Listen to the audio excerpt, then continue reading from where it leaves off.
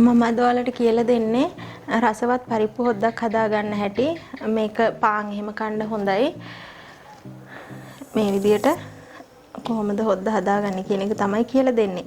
ඉතින් ඔයාලා මගේ channel එක subscribe කරලා නැත්නම් දැන්ම subscribe කරන්න. මතක ඇතුව ඔයගොල්ලන්ගේ රසවත් අදහස පහලින් comment කරන්න. අපි බලමු වීඩියෝ එකට ගිහින් කොහොමද මේ විදියට පරිප්පු කරියක් හදාගන්නේ කියලා. මේක හදාගන්න ඕන වෙනවා පරිප්පු මේ පරිප්පු කප් එකක් අරන් හොඳට හොදලා තියෙන්නේ. ඊට පස්සේ උම්බලකඩ ටිකක් තියෙනවා. ඒක කැමති නම් දාන්න පුළුවනි. නැත්තම් දැම්මේ නැත්තත් කමක් නැහැ. මේ කරපිංච මේ විදිහට සූරලා ගන්න නැතුව දෙකට කඩලා තමයි කරපිංච රකිල්ල දෙකට තුනට කඩලා තමයි මේ අරන් තියෙන්නේ.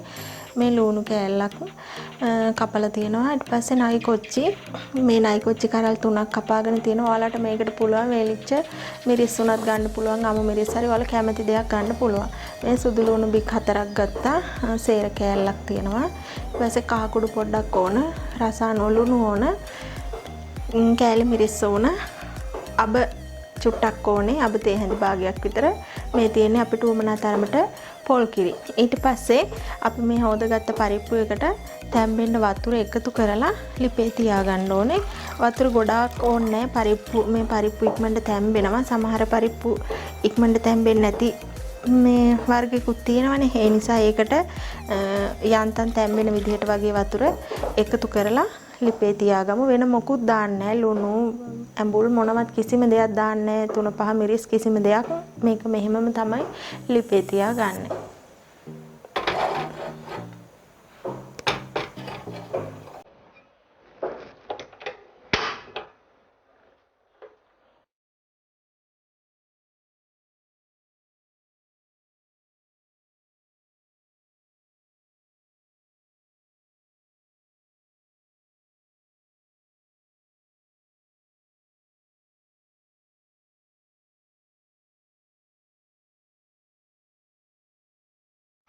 දැන් මේ පරිප්පු එක හොඳට තැම්බිලා තියෙන්නේ. හොඳට කියන්නේ මේක මේ පොඩි වෙලා ඕනමට වඩා තැම්බිලා නැහැ.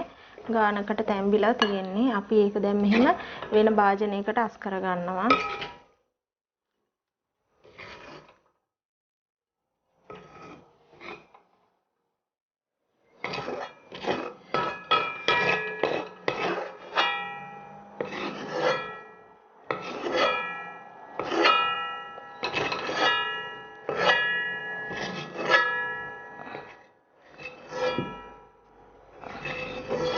ඔන්න ඔහොම අස් කරගෙන අපි ආයෙ ලිප දාගෙන ගොඩක් රත් වෙන්න දෙන්න ඕනේ.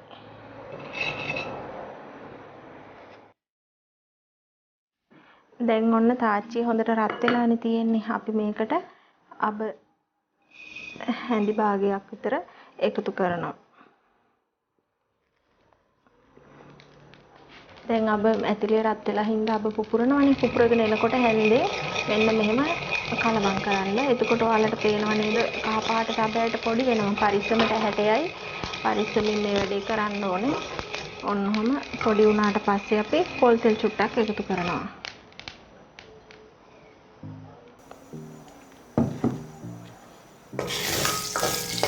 ඔන්න ඔය විදිහට.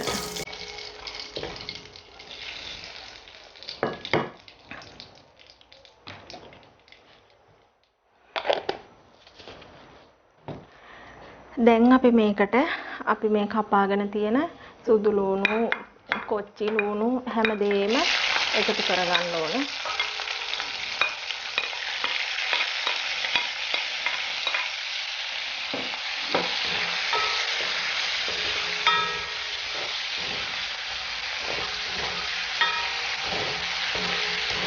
ඔන්න ඒ විදිහට පොඩ්ඩක් වෙලා මේක තැම්බෙන්න තියමු.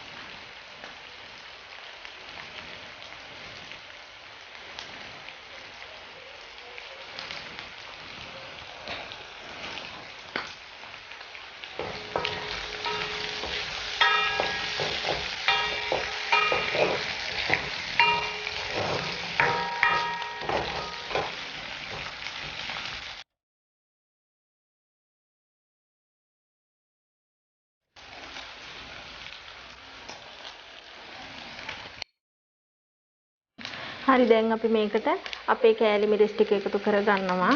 ඊට පස්සේ කහ ටිකත් එකතු කරගෙන හොඳට හැඳි ගන්න ඕනේ. මේක ගොඩක් වෙලා මෙහෙම හැඳි ගන්න නැහැ. ටක් ගාලා අපි පරිප්පු ටික එකතු කරගන්නවා. මේ විදිහට පොඩ්ඩක් කලවම් කරලා අපේ පොල් කිරි එකක් මේකට දාගන්නවා. ඔන්න ඒ විදිහට දාගෙන අපි රස අනුව ලුණු ටිකත් එකතු කරගමු. මම මේකට ලුණු හැන්දක් දානවා. පස්සේ බලලා තව ලුණු මදි නම් එකතු කරගන්න පුළුවනි. මේක දැන් ලිපේ තියලා කොහෙවත් යන්නේ නැතුව මේක ඉවර වෙනකම්ම හොඳට හොද්ද පැහෙනකම්ම මේක හැඳි ගන්න ඕනේ.